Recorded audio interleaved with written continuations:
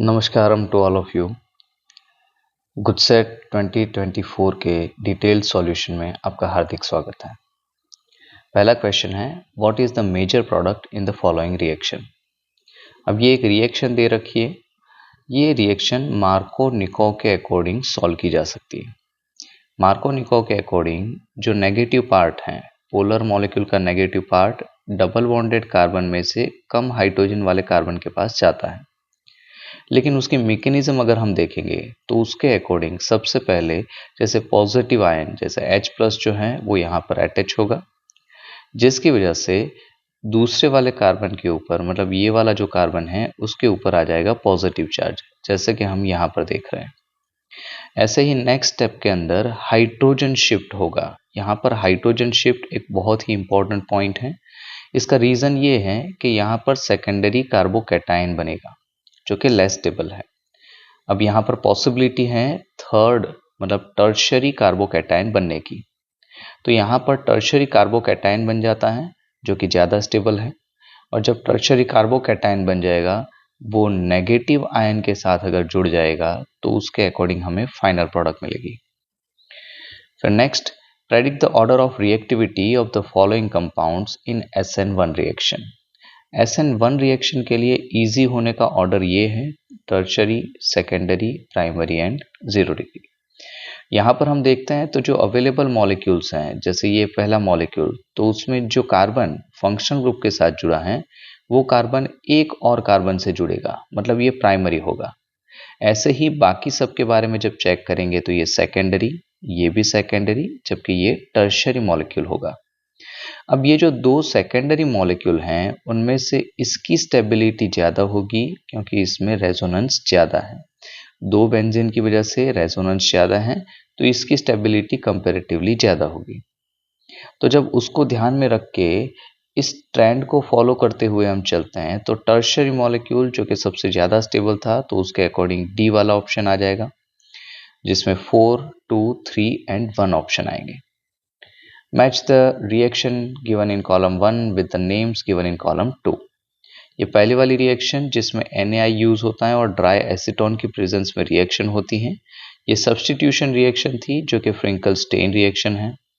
ऐसे ही दूसरी रिएक्शन जिसमें AgF यूज होता है वो स्वार्ट्स रिएक्शन के तौर पे जानी जाती है, और ये वाली रिएक्शन जिसमें RMgX बन जाता है ड्राई ईथर की प्रेजेंस में, उसी को ग्रिग्नार्ड रिएक्शन से जाना जाता है।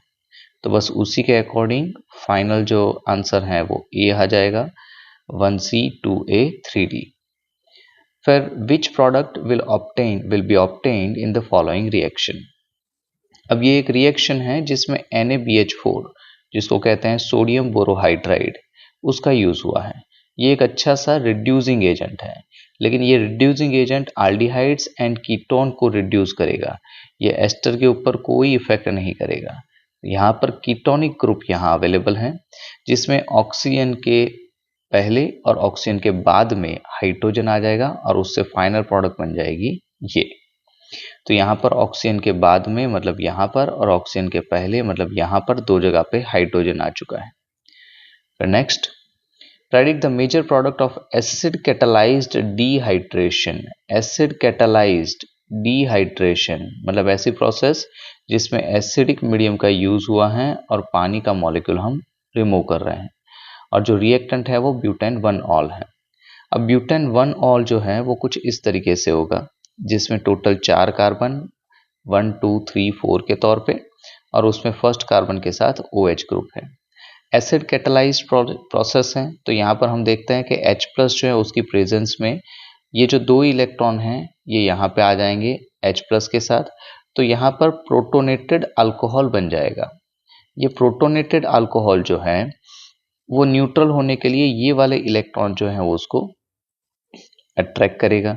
इसी बात को यहाँ पर हम देख रहे हैं कि ये वाले इलेक्ट्रॉन जो है वो इस तरफ अट्रैक्ट हो गए, तो इससे ये वाला जो कार्बन है वो कार्बोकैटायन में कन्वर्ट हो जाएगा। मतलब ये जो बना ये तो प्राइमरी कार्बोकैटायन है, जबकि यहाँ पर पॉसिबिलिटी है कि सेकेंडरी कार्बोकैटायन भी बन सकता है।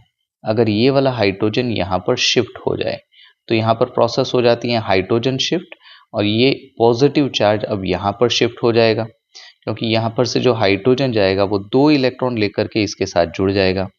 इस प्रोसेस में यहाँ पर कार्बन के साथ पॉजिटिव चार्ज आ चुका है।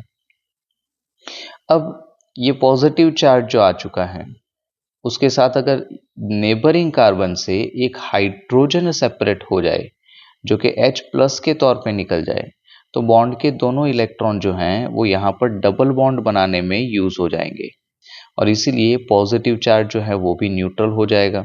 तो यहाँ पर फाइनल प्रोडक्ट जो है वो ये बन जाएगी But2ene। फिर ऐसे ही नेक्स्ट,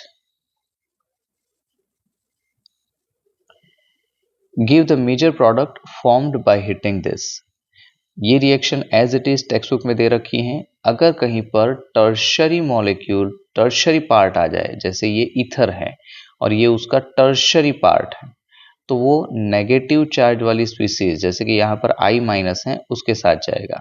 इसका रीजन भी टेक्स्ट बुक में दे रखा है, क्योंकि टर्शरी कार्बोकैटायन जो है वो ज्यादा स्टेबल होता है। फिर arrange the following compounds in decreasing order of their stability acidic strength. अब एसिडिक स्ट्रेंथ कैसे बनती है? तो जैसे ये इलेक्ट्रॉन विड्रॉइंग ग्रुप है, वो इलेक्ट्रॉन को विड्रॉ करेगा, तो यहाँ पर ऑक्सीजन और हाइड्रोजन के बीच के इलेक्ट्रॉन ऑक्सीजन की तरफ खींचे चले आएंगे और इसलिए हाइड्रोजन को H+ के तौर पे निकालना आसान हो जाएगा। तो जब इलेक्ट्रॉन विड्रॉइंग ग्रुप जुड़ता है तो H+ को निकालना आसान हो जाता है, मतलब कि एसिड की स्ट्रेंथ बढ़ जाती है। उससे ऑपोजिट अगर इलेक्ट्रॉन डोनेटिंग ग्रुप आ जाए तो H+ को निकालना मुश्किल हो जाएगा, क्योंकि ये ग्रुप जो है वो इलेक्ट्रॉन डोनेट करेगा, जिससे ऑक्सीजन और हाइड्रोजन के बीच के इलेक्ट्रॉन उनके बीच में ही रहेंगे और जिससे हाइड्रोजन को निकालना मुश्किल होता जाएगा। तो इसी के अकॉर्डिंग अगर चेक करेंगे तो डी वाला ऑप्शन पॉसिबल हो जाएगा। 2, 1 एंड 3 के अकॉर्डिंग स्टेबिलिटी बनेगी। Name the following reaction. अब ये जो रिएक्शन है उसमें ArCOCl यूज होता है और ये जो था जिसको लिंडलर्स कैटालिस्ट बोला जाता था, तो ये रिएक्शन है रोजनमंड। नेक्स्ट, ये R जो है वो अगर इस कीटोनिक कंपाउंड के साथ रिएक्शन करता है एसिडिक मीडियम में और स्किफ बेस बन जाता है, तो ये R क्या होना चाहिए? ये R जो है वो एक CH3NH2 मॉलिक्यूल होना चाहिए। नेक्स्ट, अगर इसकी ओजोनोलाइसिस प्रोसेस करते हैं, यहाँ पर ओजोन की प्रेजेंस में एक प्रोसेस हुई है और सेकेंड स्टेप जो है उसमें ZnH2O भी किया है, तो ओजोनोलाइसिस अगर प्रोसेस करेंगे तो डबल बॉन्ड जो है उसका कन्वर्जन हो जाएगा कुछ इस तरीके से और यहाँ पर जब सेपरेशन होगा Zn/H2O की प्रेजेंस में, मतलब इस हाइड्रोलिसिस से ये वाला जो पॉइंट है वहां पर डबल बॉन्ड से ऑक्सीजन जुड़ जाएगा। ऐसे दो मॉलिक्यूल जुड़ने से ये फाइनल प्रोडक्ट बनेगी। विच of the following carboxylic acid has least pK value among all. अब यहाँ पर pK अगर कम होता है तो Ka की वैल्यू ज्यादा हो जाती है और स्ट्रॉन्गर एसिड हो जाएगा। याद रखना यहाँ पर स्ट्रॉन्गर एसिड की बात कर रहे हैं, स्ट्रॉन्ग एसिड की बात नहीं कर रहे। ये कंपेरेटिवली स्ट्रॉन्ग होगा। तो जिस भी केस में pK वैल्यू जो है वो सबसे कम है उसमें Ka की वैल्यू सबसे ज्यादा, मतलब वो सबसे अच्छा सा एसिड होगा। यहाँ पर जो इलेक्ट्रॉन विड्रॉइंग ग्रुप है वो बड़े अच्छे से इलेक्ट्रॉन को विड्रॉ कर लेगा, जिससे ये ऑक्सीजन हाइड्रोजन वाले बॉन्ड के इलेक्ट्रॉन ऑक्सीजन की तरफ चले जाएंगे और हाइड्रोजन को निकालना बहुत आसान हो जाएगा।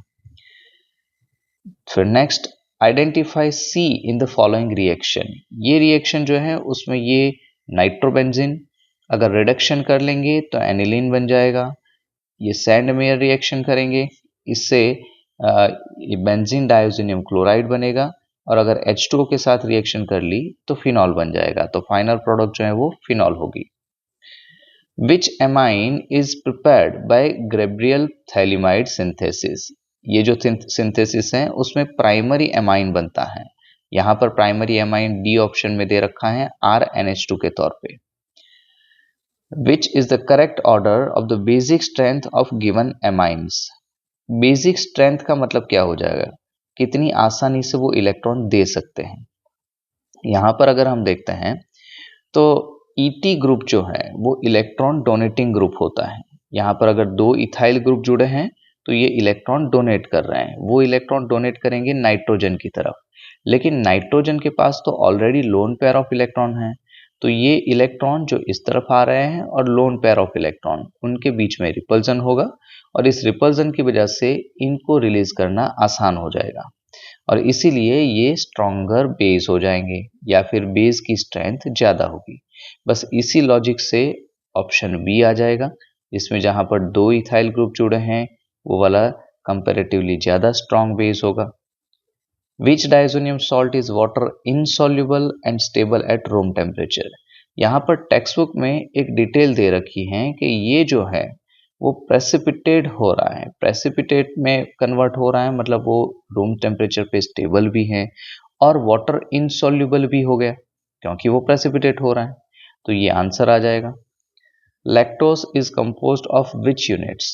तो लैक्टोज के लिए beta D galactose and beta D glucose इनका कॉम्बिनेशन होता है। Which of the following gives zwitterion in its aqueous solution? तो ये जो है जिसको ग्लाइसिन कहते हैं, यहाँ पर आर के तौर पे अगर हाइड्रोजन लिख ले तो ये वाला मॉलिक्यूल बन जाएगा। ये जो ग्लाइसिन है वो ज्वीटर आयन फॉर्म करता है जो कि टेक्स्ट बुक में एज इट इज दे रखा है। Deficiency of which vitamin is responsible for RBC deficient in hemoglobin? Vitamin B12 इसका आंसर है। Which of the following statement is incorrect for the structure of nucleic acids? तो यहाँ पर nucleic acid के regarding ये एक सेंटेंस गलत हो जाता है। Adenine, guanine, cytosine and thymine, यहाँ पर थायमिन जो है वो आरएनए में नहीं आता है। आरएनए के अंदर adenine, uracil, cytosine and guanine आ जाते हैं। बाकी सारे के सारे पॉइंट सही हैं। Calculate the mass of glucose required in making 2.5 kg of 0.25 molar aqueous solution. यहाँ पर ध्यान से देखना, ये 2.5 kg of this much aqueous solution, मतलब ये जो है वो 2.5 kg सॉल्यूशन का मास दे रखा है।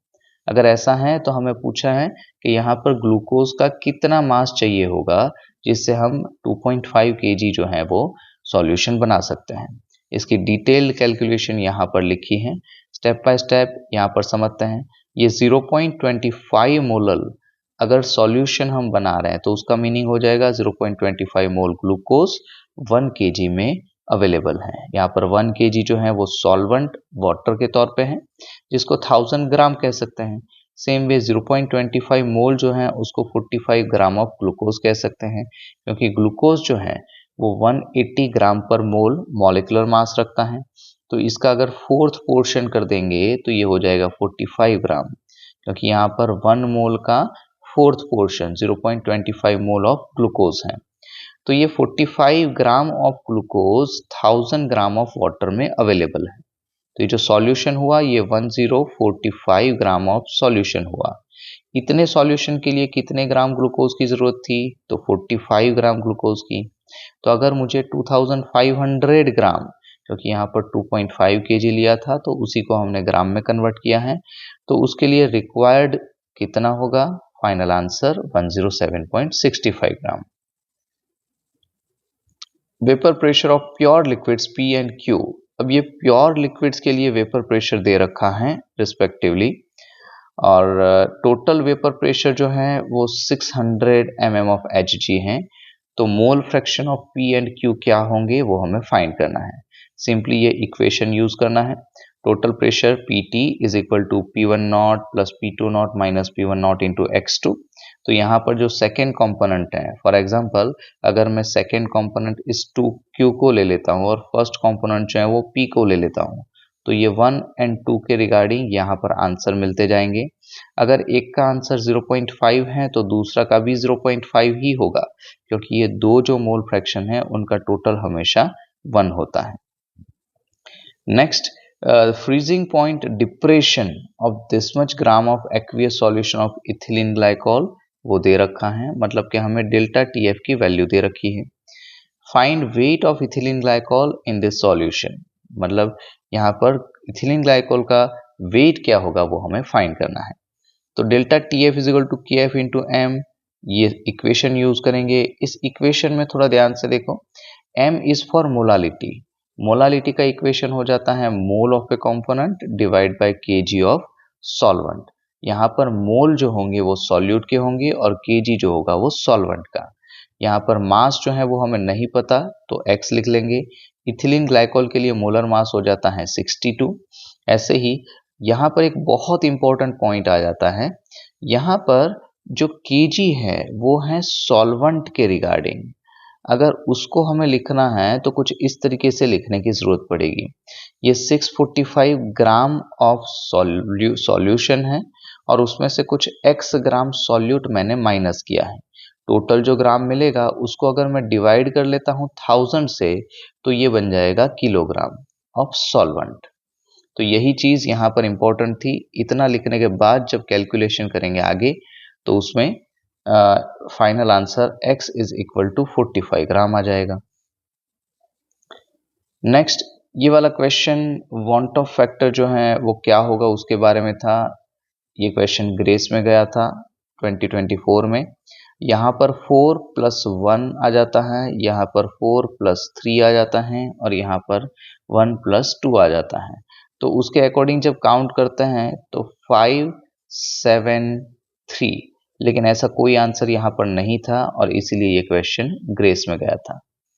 नेक्स्ट है calculate the potential of hydrogen electrode in contact with a solution whose pH is 10। अब pH 10 दे रखी है तो उससे हम ये फाइंड कर सकते हैं कि H3O+ का कॉन्सेंट्रेशन क्या होगा। ये इतने मोलर का कॉन्सेंट्रेशन हुआ।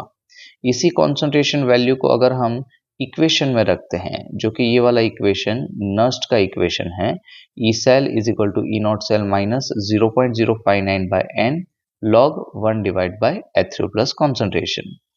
तो यहाँ पर ये जो n की वैल्यू है वो 1 हो जाएगी, number of electrons taking part in the reaction. और ये H3O+ वाली वैल्यू जो है वो 10⁻⁻10 जो कि यहाँ पर हमने फाइंड की थी, वही वैल्यू यहाँ पर रखते जाएंगे, उससे फाइनल आंसर मिल जाएगा -0.59। तो डी ऑप्शन आ जाएगा। विच of the statement for solution of electrolyte is not correct. तो ये वाला जो ऑप्शन है वो करेक्ट नहीं है। Conductivity of solution does not depend upon temperature, ये बात गलत है, टेम्परेचर पे डिपेंड करता है। अगर टेम्परेचर बढ़ता जाएगा तो कंडक्टिविटी जो है वो भी बढ़ेगी। During the electrolysis of higher concentration of H2SO4, the product obtained at anode is। ये question as it is text book में दे रखा है। इलेक्ट्रोकेमिस्ट्री वाले चैप्टर में जो फैराडेज लॉ के रिगार्डिंग टॉपिक है, जिसमें एक्वियस NaCl की बात आती है, उसी के बाद में H2SO4 की बात आ जाती है, जिसमें हायर कॉन्सेंट्रेशन पे S2O8 में कन्वर्जन होगा। How much Faraday of electricity is required to reduce this much mole of KMnO4 into MnO2। तो देखो MnO4 से MnO2 में कन्वर्ट होने के लिए 3 मोल इलेक्ट्रॉन की जरूरत पड़ती है। अब हम ये देखते हैं कि KMnO4 अगर 1 मोल था तो मुझे 3 मोल इलेक्ट्रॉन की जरूरत पड़ी। तो अगर ये 1.5 मोल हो जाए तो यहाँ पर कितने मोल इलेक्ट्रॉन की जरूरत पड़ेगी, वो जो भी मोल में आंसर आएगा उतने ही फैराडे इलेक्ट्रिसिटी की जरूरत पड़ेगी। Next, for any reaction the rate constant is this one. ये रेट के रिगार्डिंग एक इक्वेशन है, K is equal to rate divide by reactant concentration raise to n, जहां पर n जो है वो ऑर्डर ऑफ द रिएक्शन होता है। तो यहाँ पर अगर इस इक्वेशन में हम n की जगह पर ये अलग अलग वैल्यू रखते जाएं तो उसके अकॉर्डिंग हमें पता चलेगा 2.5 वाला आंसर सही है। Next, which of the following statements is incorrect for the reaction carried out in presence of catalyst। तो अगर कैटालिस्ट के प्रेजेंस में रिएक्शन करते हैं तो ये एक बात जो लिखी है कि potential energy of reactants and product changes, ये बात गलत हो जाएगी। Next, which of the following graphs is correct for the first order reaction reactant to product. अब ये जो है जैसे टेम्परेचर वर्सेस log R0/R का अगर हम ग्राफ देखते हैं तो टेम्परेचर बढ़ेगा तो ये वैल्यू भी बढ़ेगी, ये इस ग्राफ को कंप्लाई करते हैं। टेम्परेचर कम हो जाएगा तो ये वैल्यू भी कम हो जाएगी। Next, 2A is giving B + 3C is zero order reaction. अगर ये जीरो ऑर्डर रिएक्शन है और K की वैल्यू हमें दे रखी है, what will be the rate of production of C। अब C जो है वो प्रोडक्ट है तो उसके अकॉर्डिंग ये एक इक्वेशन बनेगा 1/3, यहाँ पर पॉजिटिव ले रहे हैं क्योंकि ये प्रोडक्ट है। तो 1/3 dc/dt is equal to k into R raise to 0। ये 0 लिखा है क्योंकि ये बता दिया था 0 ऑर्डर रिएक्शन के लिए। तो पावर 0 है तो ओवरऑल वैल्यू 1 हो जाएगी, तो इज इक्वल टू k आ जाएगा, इज इक्वल टू ये वैल्यू दे रखी थी तो ये यहाँ पर रख लिया। तो इसके अकॉर्डिंग ये चीज़ जो है वो इसके इक्वल हो गई। तो अब अगर ये 3 को हम यहाँ पर मल्टीप्लाई कर देते हैं तो हमें dc/dt का आंसर मिल जाएगा। यही हमारा आंसर है 10.5 इंटू 10⁻⁻⁴। फिर ऐसे ही KMnO4 acts as oxidizing agent in acidic medium. Number of moles of KMnO4 that will be needed to react with 1 mole of sulfide ion in acidic solution. तो MnO4 जो है इसका कुछ ऐसा इक्वेशन बन जाएगा। MnO4 माइनस से Mn2 plus में जब कन्वर्जन होता है तो 7 में से 2 में कन्वर्जन हुआ, इस दौरान रिडक्शन हुआ और 5 का चेंज आया। सेम वे सल्फाइड आयन में देखेंगे तो -2 से 0 में कन्वर्जन होगा और इस टाइम ऑक्सीडेशन प्रोसेस में 2 का चेंज होगा। अब यहाँ पर अगर हम रिएक्शन बैलेंस कर देते हैं तो पता चलेगा कि S-2 जो था उस सल्फाइड आयन 5 मोल हो तो उसके लिए 2 मोल की MnO4 की जरूरत पड़ती है। ये 5 मोल के लिए ये 2 मोल की जरूरत पड़ रही है। तो अगर हमें 1 मोल सल्फाइड आयन लेना हो तो उसके रिगार्डिंग KMnO4 कितने चाहिए होंगे, तो 2/5 वो गिवन आंसर में से आ जाएगा D option. Which one of the following is amphoteric oxide, तो Cr2O3 एम्फोटेरिक होता है। Which of the following ion show highest spin on the magnetic momentum value. यहाँ पर ये डिस्क्राइब करके रखा है जैसे कोबाल्ट है तो एटॉमिक नंबर 27 है। अब इसमें 3d एंड 4s ऑर्बिटल कुछ इस तरीके से हो जाएगी। तो 3d ऑर्बिटल में 5 और 2 7 इलेक्ट्रॉन कुछ इस तरीके से, और बाकी के जो 2 इलेक्ट्रॉन होंगे वो यहाँ से निकल जा रहे हैं क्योंकि ये 2+ चार्ज था। तो यहाँ पर n जो है वो नंबर ऑफ अनपेयर्ड इलेक्ट्रॉन को रिप्रेजेंट करता है। तो ये n की वैल्यू 3, 2, 5 और 4। तो highest spin only magnetic momentum मतलब हाईएस्ट स्पिन की वैल्यू मतलब अनपेयर्ड इलेक्ट्रॉन किस में हो गए, तो ये वाला केस मतलब ऑप्शन बी सही है। Name the member of lanthanide series which is well known to exhibit +4 oxidation. यहाँ पर TB, PR और CE में +4 ऑक्सीडेशन स्टेट आ जाते थे, तो इसमें से CE सीरियम जो है वो ऑप्शन आ जाएगा। Which one is a correct formula for coordination compound. अब ये जो है कंपाउंड दे रखा है और उसका करेक्ट फॉर्मूला क्या होगा।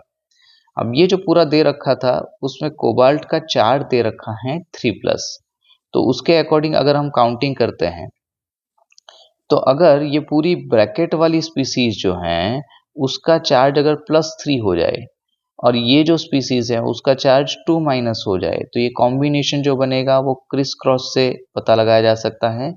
X2O3 के टाइप हम सोचेंगे, यहाँ पर ये और यहाँ पर ये। तो X2O3 जैसे कि यहाँ पर मिल रहा है COEN थ्राइस ट्वाइस और SO4 thrice. Hybridisation in NiCO4 and NiCN4 2-, यहाँ पर 2 अलग अलग बातें आ गई। NiCO4 जो है उसके रिगार्डिंग निकल जो है 3d8 4s2 होता है। तो 3d8 4s2 में अगर 2 इलेक्ट्रॉन यहाँ पे आ जाए क्योंकि CO जो है वो तो स्ट्रॉन्ग लिगेंड है, रीअरेंजमेंट होगा, तो बाकी बची S एंड P ऑर्बिटल में लिगेंड के इलेक्ट्रॉन आ जाएंगे जिससे sp3 हाइब्रिडाइजेशन बनेगा। जबकि इस वाले केस में निकल का चार्ज बन जाएगा +2, मतलब आर्गॉन 3d8 4s2 में से 2 इलेक्ट्रॉन चले जाएंगे तो सिर्फ 3d8 इलेक्ट्रॉन बचेंगे। उसमें भी Cn जो है वो स्ट्रॉन्ग लिगेंड है इसलिए रीअरेंजमेंट हो जाएगा। तो बाकी बची ऑर्बिटल्स में ये 4 लिगेंड के इलेक्ट्रॉन यहाँ पर एडजस्ट होकर के DsP2 ये हाइब्रिडाइजेशन बनेगा। तो अवेलेबल ऑप्शन में से ऑप्शन ए जो था वो सही हो जाएगा। Identify the optically active compounds. अब इनमें से ऑप्टिकली एक्टिव कौन सा है, तो यहाँ पर बाकी सारे के सारे अगर हम चेक करेंगे तो किसी में भी बायडेंटेट लिगेंड्स अवेलेबल नहीं था, सिर्फ एक ही केस में बायडेंटेट लिगेंड अवेलेबल है। दूसरी बात ऑक्टाहेड्रल कॉम्प्लेक्स भी होना चाहिए, जबकि ये वाला जो था वो ऑक्टाहेड्रल नहीं था तो ये वाला हो ही नहीं सकता था। बाकी 3 में से हमें सोचना था, इसमें सिर्फ एक ही केस था जिसमें हमें बाइडेंटेट लिगेंड मिला था, तो यही वाला आंसर हो जाएगा सी।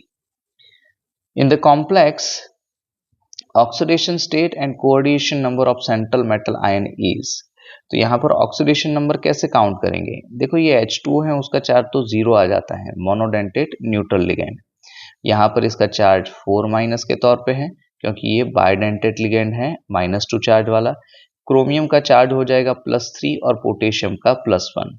तो उसके अकॉर्डिंग जब चेक करेंगे तो ऑक्सीडेशन नंबर क्या मिला? तो क्रोमियम का मिल गया +3 एंड यहाँ पर कोऑर्डिनेशन नंबर मतलब कितने कोऑर्डिनेट कोवेलेंट बॉन्ड बन रहे हैं, तो 2 H2O की वजह से 2 बॉन्ड और यहाँ पर C2O4 जो है वो हर एक लिगेंड बाइडेंटेट है, तो इसकी वजह से टोटल 4, तो 4 और 2 6 कोऑर्डिनेट कोवेलेंट बॉन्ड बन जाएंगे। तो अवेलेबल ऑप्शन में से +3+6 वाला आंसर हो जाएगा। Last question, which reagent will be used for the following reaction, तो ये रिएक्शन है। अब इसमें अगर हम होमोलाइसिस कर लेते हैं तब फ्री रेडिकल बनेंगे और फ्री रेडिकल मैकेनिज्म से प्रोसेस होकर के हर एक केस में, जैसे यहाँ पर से एक हाइड्रोजन सेपरेट होगा और एक Cl यहाँ पर अटैच हो जाएगा, तो HCl जो है वो रिमूव हो जाएगा। ये जो प्रोसेस हैं वो यूवी लाइट के प्रेजेंस में हो जाती हैं, फ्री रेडिकल मैकेनिज्म इसको बोला जाता है। तो यहाँ पर ये पेपर खत्म होता है। आपके लिए एक खास बात, नई बैच मानस इंस्टीट्यूट की शुरू हो रही है। 11th science, 12th science, NEET की क्रैश कोर्स की बैच, 12th रिपीटर बैच, सभी में लिमिटेड सीट्स अवेलेबल होगी। और एडमिशन इन स्टैंडर्ड 5 to 12 के लिए धवल सर को कांटेक्ट कर सकते हो इस नंबर पे। Thanks for watching, thank you very much.